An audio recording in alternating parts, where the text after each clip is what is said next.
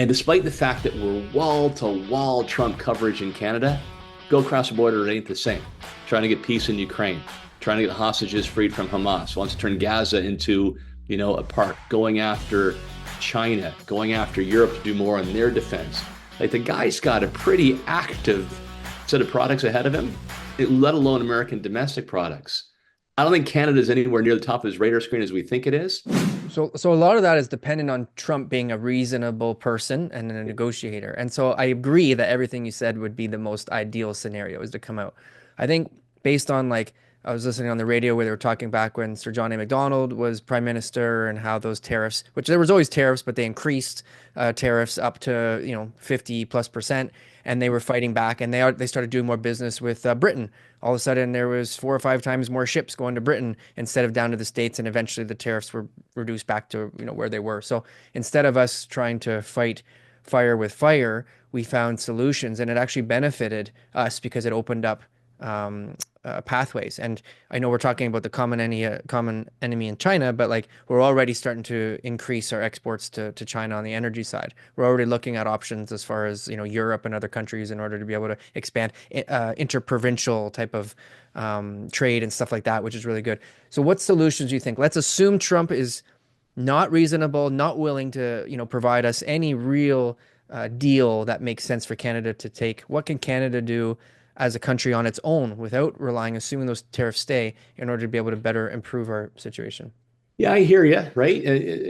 There are some many times it's come full circle in Canadian history, but here's what's different. Back in the 1890s, where we increased trade with Britain, two things. We weren't as closely integrated with the Americans at the time. To an extent, we were, but nowhere near this level. And there's only a small number of countries that mattered at that point in time. We don't have any rail links that go into Europe. We don't have any roads that drive into Europe. We're not going to build a bridge that long. So yeah, it's good to diversify, but I don't think you put all of your eggs in that basket. Here's two reasons why I do feel optimistic about this settling. Number one, the degree of integration culturally and economically of the Americans is strong. So yeah, we got a lot of noise right now. But as you've probably talked about, TK, in the show, auto parts go across the border 6, 7, 8 times before they finish off in a vehicle. Agricultural products like beef are very much like that as well.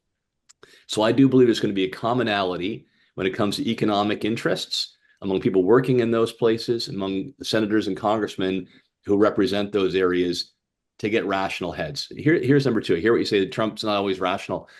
It's got a lot on his plate. And despite the fact that we're wall-to-wall Trump coverage in Canada, go across the border, it ain't the same. Trying to get peace in Ukraine, trying to get hostages freed from Hamas, wants to turn Gaza into, a park, going after China, going after Europe to do more on their defense. Like, the guy's got a pretty active set of products ahead of him, let alone American domestic products. I don't think Canada is anywhere near the top of his radar screen as we think it is. That's why I think it's easier for him to settle on that, get the win, but focus on, quite frankly, bigger international fish. Does Makes anybody think that Doug Ford will actually turn the power off? Is that something that So Doug, would first of or all, Doug's a could? friend of the show. Okay, so we're big on Dougie over here, He and will be on the he's show doing at some he's point going to in be on the time. show. He doesn't Okay, know he about the doesn't show or know hasn't it. been invited on the show yet, but he's going to be on the show, and we think he's doing a great job. But what do you think he's really going to do, Tim? What do you think Doug's capabilities are? And we won't tell anybody that you tell us. Is there a switch? Oh yeah, there is a switch. Sadly, we saw that switch triggered back in the big blackout. What was that, 2002, right? 3 years ago, yeah. Inadvertently, the switch went down and we're all sitting in the dark. Um, so you should invite him on the show. Like, he loves talking to people. He'd enjoy your show. And Doug Ford is a huge champion of home ownership, and he appreciate what you guys do to promote that. So ask, and if I can help, I'd be glad to second that motion. You just did by that clip. That's right. We're going to send So that to appreciate his that. office every day. So I think he has done a tremendous, like, historic job on this file, with an absence really of any leadership at the federal level, the confusion there in the Liberal Party, Trudeau stepping down.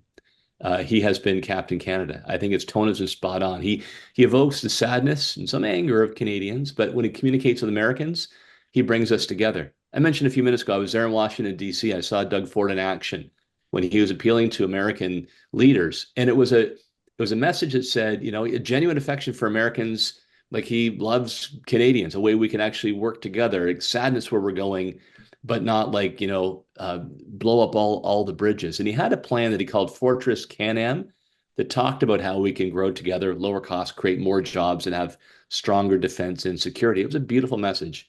I'm confident it's going to win out at the end of the day. But as I said earlier, my 3-stage plan, right? You can't back down to the bully.